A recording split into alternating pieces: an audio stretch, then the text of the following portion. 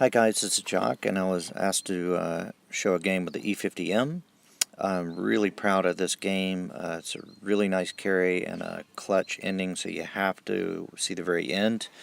Here on dead rail, I don't like going to the left in this tank because I don't have gun depression. If I have in a medium with gun depression, it's fine to go that way. Heavy that's armored is fine. TD is a good place to kind of camp and snipe, but with this tank I don't have much gun depression, so I'm going to want to go to the right, clear cap C, and then flank around, is my thought. And this being supremacy, it's okay to split up. In counter, I would never go up here by myself, sort of like this. But so I'm just going to spot and see if there's anyone over here even, and if there's not, I'll move around. But there is. It's their 50M, and I don't really have a shot. I can only see his upper plate, which is super strong. So I don't even waste a shot there. I'm still taking protection here because I don't know what's behind them. I do see there's some guys in A, so hopefully not too many people here.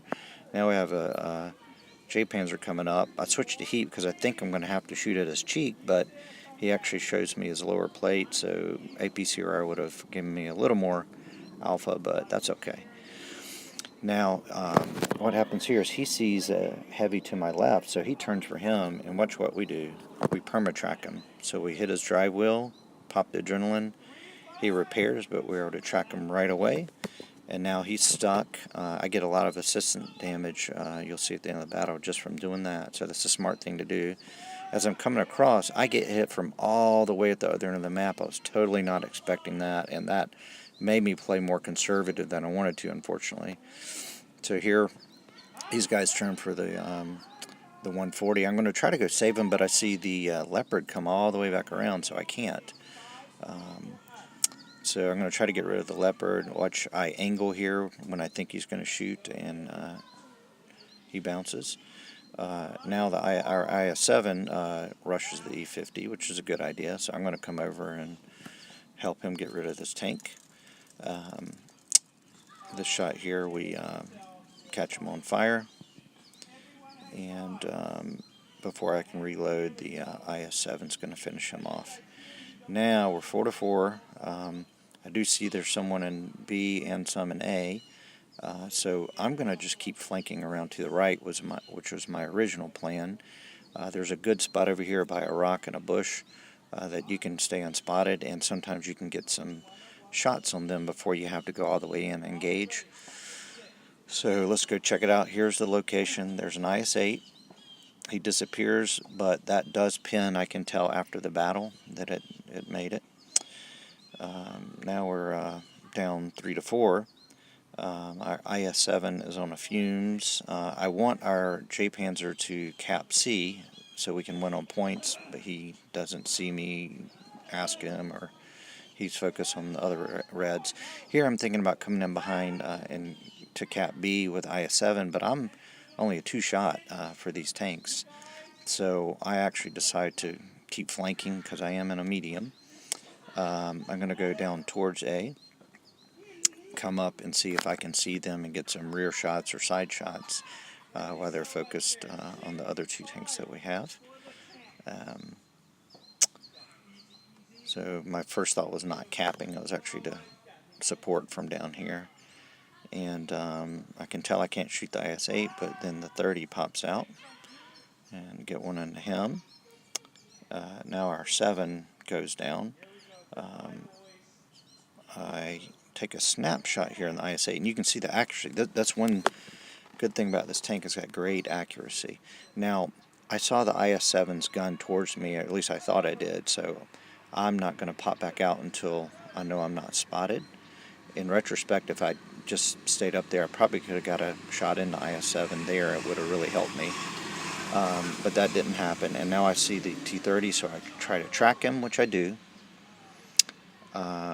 When I reload, I'm trying to put a HE into his backside. I just miss. I'm a little too far to the left. I hit his tracks again. I just do splash damage.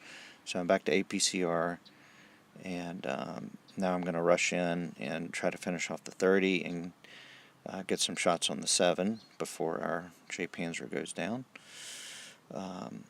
So I'm going to try to come in and help him. I will fully engage with him if I can keep the J-Panzer alive, but I can't. So now I see that this IS-7 is at least 4 shots for me, and I am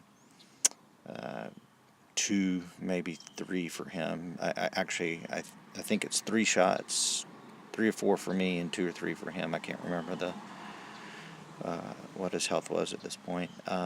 But anyway, it wasn't. It was a calculated decision. I don't like brawling with IS-7s in this tank anyway. It's not a great tank to circle with. He's almost as fast as I am.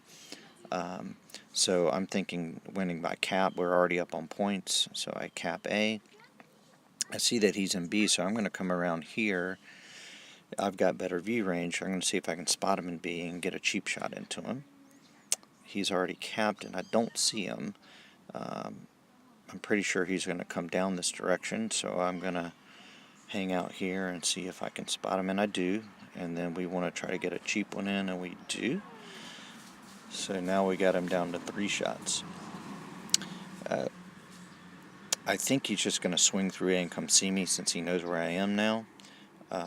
So I'm waiting on that, but actually I see he stops to cap A, so then I decide to come through and see if I can sneak one more shot into him on the way up to cap B, but there's a dead tank, so I can't. So therefore I just keep going to B, and I'm just trying to get more cap points.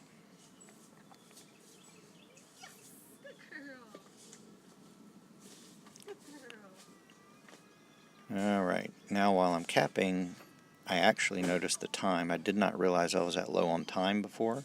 Now I only have 30 seconds, so I can't win by cap points anymore. So now I know I've got to brawl, and now I'm trying to pick which side I want to go on. So I see he's coming this side, so I'm just going to sprint as fast as I can over here and get to his rear, and then we just have to go all in. Pop the adrenaline. Luckily I have his rear. Takes him a while to aim in. Now the question is, can I reload and pin? And I have to aim low below his side skirts. And did you notice there was only 2 seconds left? So when I was done with this battle, I was literally shaking. It was intense. Did over 6,200 damage, 4 kills, 1,000 assisted damage. So I think this is a good example of the capabilities of the E50m. It's a great tank. It's a different kind of a hybrid tank. It's well armored for a medium, but it's kind of sluggish for a medium. It has nice alpha at 350, but the rate of fire is different. It seems a lot slower than other mediums, but it has a very, very accurate gun, but doesn't have gun depression. So it's got a lot of strengths, but a lot of weaknesses. It's very balanced. It feels more like a faster E75 than a true medium. So it's a different play style. But it's a great tank if you can learn it. It's not as popular as a lot of the other mediums, I think, for that reason.